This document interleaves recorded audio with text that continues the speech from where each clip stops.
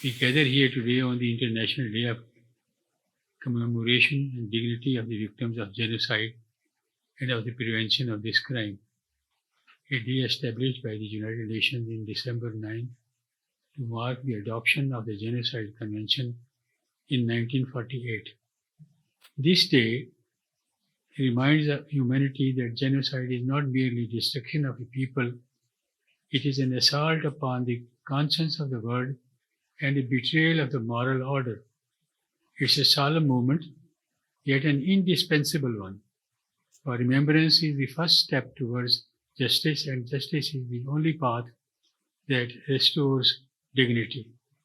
As we reflect upon some of the darkest chapters of human history, we cannot overlook the immense suffering endured by the Muslim Ummah, suffering that continues with disturbing intensity across multiple regions.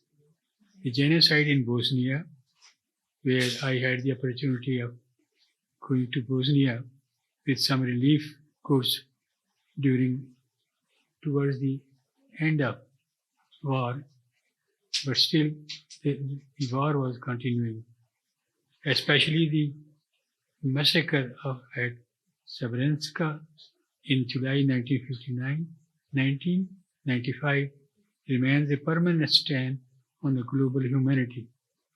Over 8,372 Bosniak Muslim men and boys were executed inside a UN-declared safe zone, an atrocity legally recognized as genocide by both the International Criminal Tribunal for the former Yugoslavia and the International Court of Justice. This was not a momentary lapse. It was a part of a calculated campaign of ethnic cleansing that shattered communities and remained an open wound. While talking to the Muslims in Bosnia, I came to know that they had no idea of their separate entity as Muslims. There used to be frequent interfaith marriages, etc. But when they were brutally killed and pressurized, the persecution of Rohingya Muslims in Myanmar stands before the world as continuing indictment.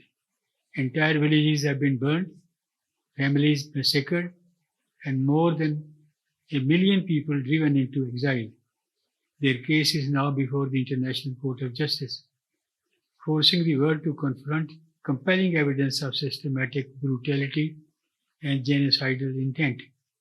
And we must not forget the Turkish Muslims of Cyprus who suffered massacres, sieges, and forced displacement during the 60s and early 70s. A tragedy that remains largely unspoken, yet fully emblematic of how genocide can unfold gradually through years of fear, marginalization, and deliberate erosion of dignity. I had the opportunity of visiting Cyprus, rather northern Cyprus, where the Turkish government had boldly intercepted the massacre of Muslims, and I was told that children of 7 years to old people of 70, they were murdered only because they were Muslims. And this southern part of Cyprus has been recognized by the European Union, and they are a member of the European Union, but the same status is not available to the northern Cyprus. The people of Palestine endure a humanitarian catastrophe of historic magnitude. For decades, and especially in recent years, Palestinians have faced occupation, bombardment, displacement, destruction of homes, and ensure the entire neighborhood. International Criminal Court has issued arrest warrants against senior Israeli officials, including Prime Minister Benjamin Netanyahu, on charges of war crimes and crimes against humanity, including the starvation of civilians and deliberate targeting of non-combatants. The systematic persecution despite unprecedented political pressure upon the court, including sanctions against its judges and prosecutors. The ICC has upheld these warrants. The court has signaled that if arrests cannot be made in absentia, proceedings may be initiated so that justice is not thwarted by power or impunity. For the first time in history, the highest Israeli leadership faces formal legal accountability before the world, sending a clear message that no individual, however powerful, is beyond the reach of international law. In Kashmir, too, decades of military occupation and forced disappearances, the curtailment of religious and cultural identity, and the denial of fundamental human rights continue unabated. United Nations Security Council resolutions calling for a plebiscite remain ignored, leaving the Kashmiri people suspended between aspiration and unfulfilled promise.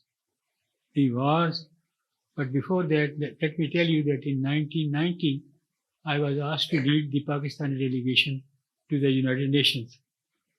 And the day I went there, the Indian Prime Minister, he was concluding his visit there and holding a press conference in which a question was asked that your maternal grandfather, Pandit Jawaharlal Nehru, had agreed for a plebiscite in Kashmir, but have you all forgotten it?